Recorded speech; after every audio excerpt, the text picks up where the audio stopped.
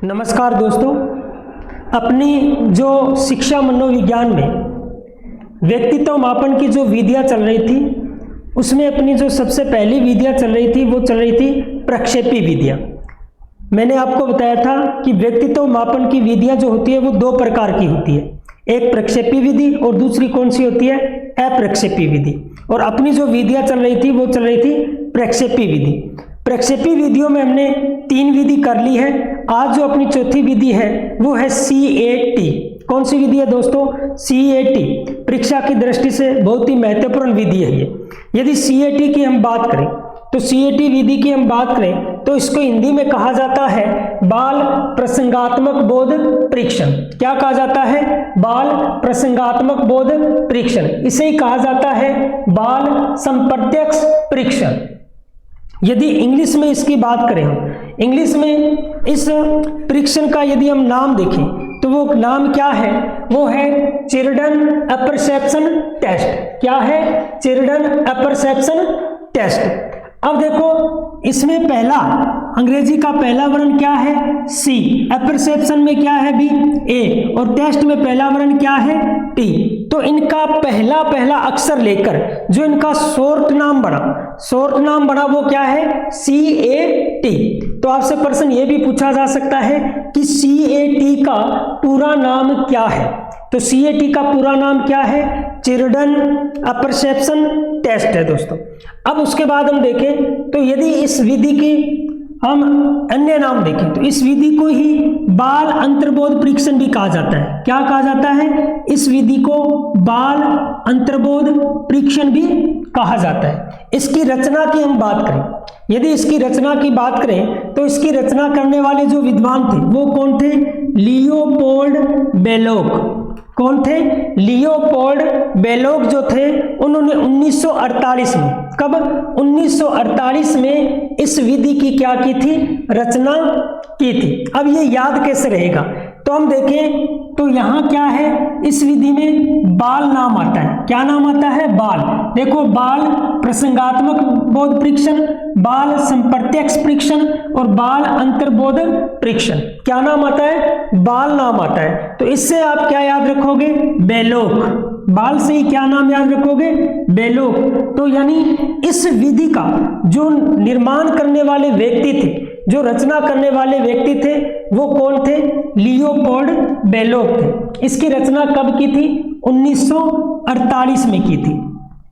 अब हम देखें इस विधि में परीक्षण जो होता है वो कितने वर्ष के यानी कितनी आयु वर्ग के बच्चों का परीक्षण होता है। यदि इस विधि में हम देखें तो इस विधि में 3 से 10 वर्ष की आयु के जो बालक होते हैं, 3 से 10 वर्ष की आयु के जो बालक होते हैं उनका परीक्षण इस विधि में होता है दोस्तों।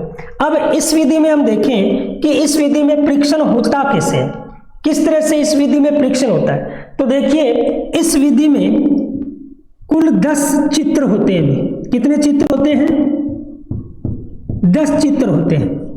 कितने चित्र होते हैं इसमें, 10 चित्र होते हैं। और ये जो 10 चित्र होते हैं ये सभी चित्र किसके होते हैं, जानवरों के होते हैं। किसके चित्र होते हैं, जानवरों के चित्र होते हैं। तो आपसे प्रश्न पूछा जा सकता है कि बाल प्रसंगात्मक बोध परीक्षण में कुल कितने चित्र होते हैं, तो कितने होते हैं, 10 चित्र होते हैं। और ये जो 10 चित्र होते हैं ये सारे के सारे किसके चित्र होते हैं भी, जानवरों के चित्र होते हैं। अब जिस भी बालक के व्यक्तित्व का परीक्षण करना होता है, यानी जिस भी बालक के व्यक्तित्व का हम क्या करते हैं, मापन करते हैं, तो उसे क्या किया जाता है कि ये चित्र दिखाए जाते हैं। ये जो जानवरों के हैं ये 10 चित्र दिखाए जाते हैं और उन 10 चित्रों पर उन्हें कथानक पूछा जाता है। क्या पूछा जाता है, कथानक। यानी उनके जो विचार हैं वो लिखवाए जाते हैं इन 10 चित्रों पर। जैसे मान लो किसी बालक को क्या करते हैं, एक गाय का चित्र दिखाते हैं। किसका चित्र दिखाते हैं, गाय का चित्र दिखाते हैं। अब इस गाय का चित्र हमने दिखाया तो उस गाय के चित्र के प्रति उस बालक के कैसे विचार हैं, कैसी सोच है, उसी से हमें उसके व्यक्तित्व का पता चल जाएगा। जैसे एक बालक ने कहा कि गाय क्या है, एक गाय हमारी माता है। गाय क्या है भी? हमारी माता है। गाय हमें दूध देती है। क्या देती है भी? दूध देती है। और हमें क्या प्राप्त करते हैं दूध से? दही प्राप्त करते हैं। इसलिए गाय हमें पालनी चाहिए। गाय हमें क्या करनी चाहिए? पालनी चाहिए। गाय हमें दूध देती है, इससे दही यानी दूध से दही बनता है, ठीक है ना। और गाय क्या है? हमारी माता है। तो इसका मतलब गाय के प्रति इसकी सोच कैसी है? गाय के प्रति उस बालक की सोच अच्छी है। इसका मतलब उसका व्यक्तित्व जो है वो कैसा है भी? नैतिकता है। उसमें क्या है? नैतिकता है। तो उस बालक में कौन सा गुण है? नैतिकता का गुण है। उसके बाद यदि हम किसी दूसरे बालक की बात करें, मान लो किसी दूसरे बालक ने गाय के बारे में कहा कि नहीं, गाय क्या करती है? घर में गंदगी फैलाती है। क्या फैलाती है? गंदगी फैलाती है, गोबर करती है, इसलिए हमें गाय नहीं पालनी चाहिए। ठीक है, गाय नहीं पालनी चाहिए। गाय के बड़े बड़े सींग होते हैं, वो किसी को भी मार सकती है। इसका मतलब उस बालक का कैसा है व्यवहार? अनैतिकतापूर्ण है। क्या है?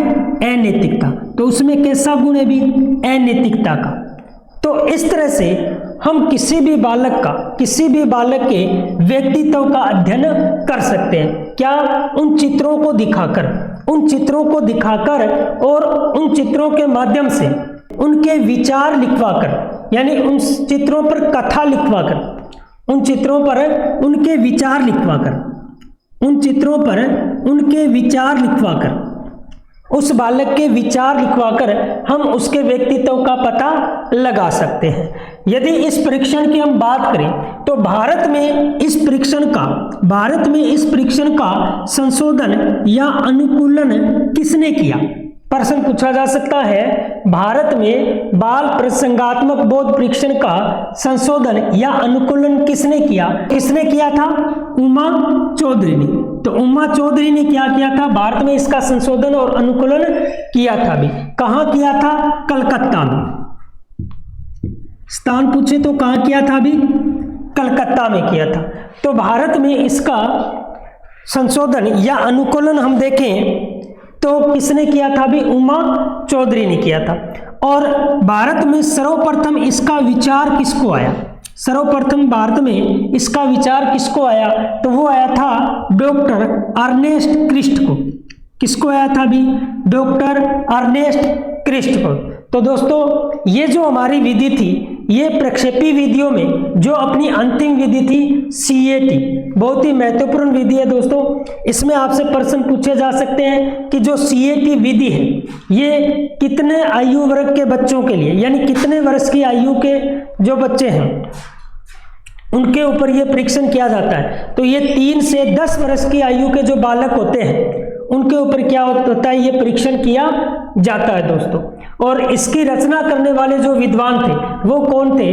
तो पूछे तो लियोपोल्ड बेलोक थे। और कब की थी इसकी रचना? 1948 में की थी। इसमें कुल कितने चित्र होते हैं? बहुत ही महत्वपूर्ण है ये भी। आपसे पूछे कुल कितने चित्र होते हैं तो कितने होते हैं? 10 चित्र होते हैं। और वो किसके होते हैं? जानवरों के होते हैं। किसके होते हैं? जानवरों के होते हैं। तो दोस्तों, यहाँ अपनी जो प्रक्षेपी विधियां हैं वो कंप्लीट होती है। मिलते हैं आगे की क्लास में अन्य जो विधियां हैं उनको लेकर। तब तक के लिए सभी का धन्यवाद। राम राम।